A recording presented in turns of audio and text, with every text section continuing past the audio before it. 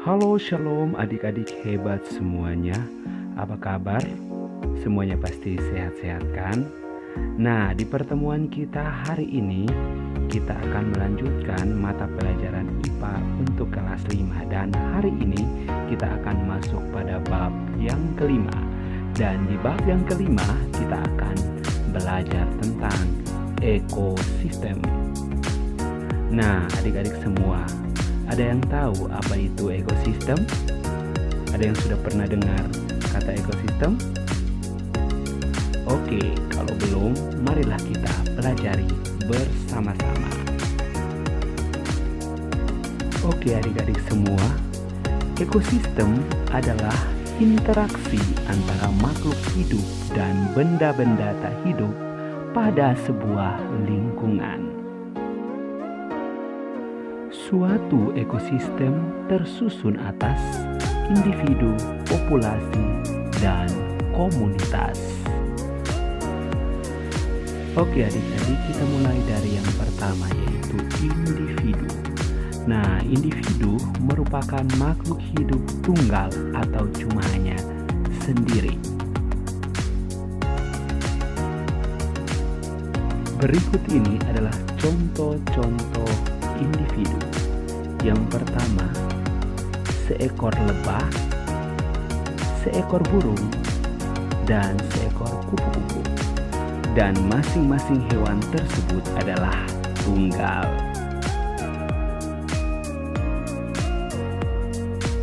Nah, perlu adik-adik ketahui bahwa tempat suatu makhluk hidup tinggal dan berkembang biak disebut habitat.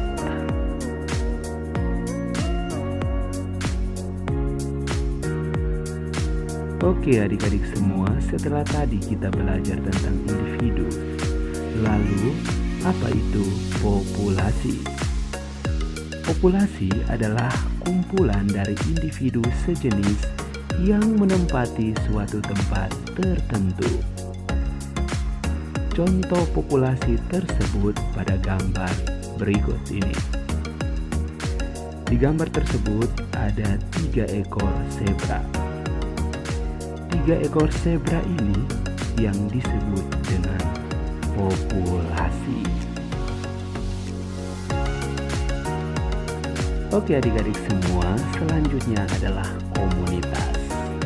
Nah, untuk komunitas diartikan sebagai populasi makhluk hidup yang hidup di suatu daerah tertentu. Jadi, komunitas merupakan kumpulan dari beberapa populasi makhluk hidup.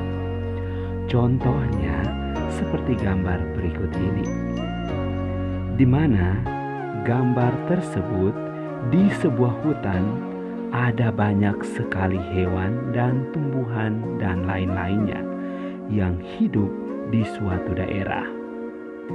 Nah, ini disebut dengan komunitas. Contoh lain dari suatu komunitas bisa dilihat dari gambar berikut ini juga, di mana ada komunitas sungai. Di dalam komunitas sungai ada beberapa populasi, misalnya populasi katak, populasi ikan, populasi itik, populasi burung, populasi sapi, populasi capung, dan lain-lainnya. Nah, kumpulan dari populasi tersebut disebut komunitas. Untuk lebih jelas, mari lihat contoh berikut ini. Individu di sini ada seekor katak. Populasi itu terdiri dari kumpulan dari beberapa katak. Lalu, populasi katak yang tinggal di sungai dengan populasi makhluk hidup lainnya itu disebut dengan komunitas. Nah, adik-adik semua, selanjutnya kita belajar macam-macam ekosistem. Macam-macam ekosistem terdiri dari 2. Yang pertama, ekosistem alami. Yang kedua, ekosistem buatan.